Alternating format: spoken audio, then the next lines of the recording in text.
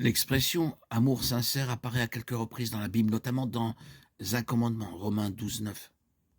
Que l'amour soit sans hypocrisie, ayant en horreur le mal, et attachez-vous au bien. 2 Corinthiens 6.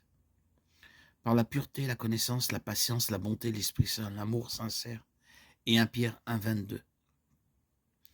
Ayant purifié vos âmes en obéissant à la vérité pour avoir un amour fraternel, sincère. Aimez-vous ardemment les uns les autres, de tout votre cœur.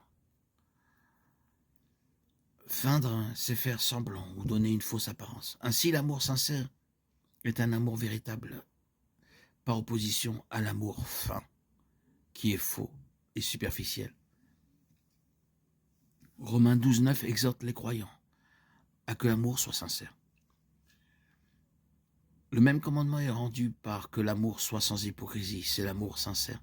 C'est un commandement simple, mais le mettre en pratique devient un peu compliqué. Il est vrai que l'amour sincère est plus qu'un sourire plaqué sur un visage qui disparaît dès que la poignée de main se termine.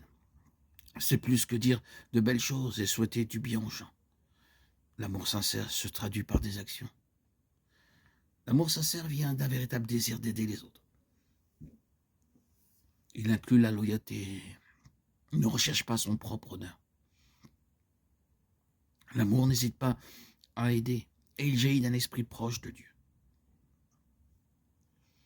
L'amour sincère n'est pas jaloux, mais se réjouit avec les autres. Il encourage, donne sans rechercher le gain et fait preuve d'hospitalité. Romains 12, 9, 13. Que l'amour soit sans hypocrisie, ayant en horreur le mal et attachez-vous au bien. Aimez-vous les uns les autres de l'amour fraternel, soyez admiratifs les uns des autres. Ne soyez pas paresseux dans votre zèle, soyez fervents d'esprit, servez le Seigneur. Réjouissez-vous dans l'espérance, soyez patients dans l'affliction, persévérez dans la prière, pourvoyez aux besoins des saints et exercez l'hospitalité. Dans 2 Corinthiens 6, l'amour véritable est l'une des façons dont les serviteurs de Dieu se recommandent. Paul et ceux qui travaillaient avec lui avaient un amour sincère pour le peuple de Dieu. Pourtant, dit-il, nous sommes traités comme des imposteurs. 2 Corinthiens 6, 8. En fait, Paul a dû se défendre et défendre ses compagnons de service contre les accusations selon lesquelles ils n'étaient pas sincères dans leur ministère. Pour contrer ces accusations, il leur a rappelé son attitude envers eux.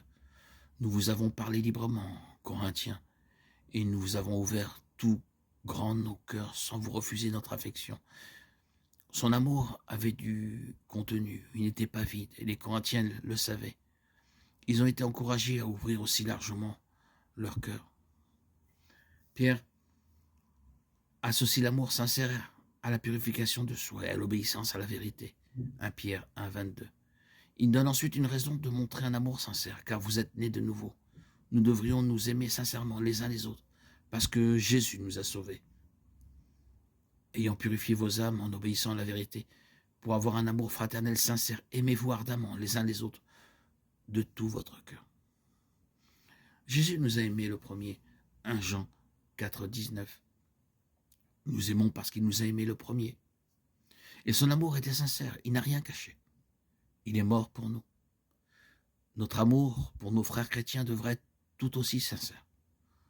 En fait, l'amour sincère est la marque distinctive d'un vrai chrétien. Jésus a dit, à ceux-ci tous connaîtront que vous êtes mes disciples, si vous vous aimez les uns les autres. Jean 13, 35. Notre relation les uns avec les autres se résume à aime ton prochain comme toi-même. Matthieu 22, 39. Si nous pouvons le faire sans hypocrisie, sans feinte, alors nous montrons au monde comment le Christ, la source de l'amour sincère, nous aime.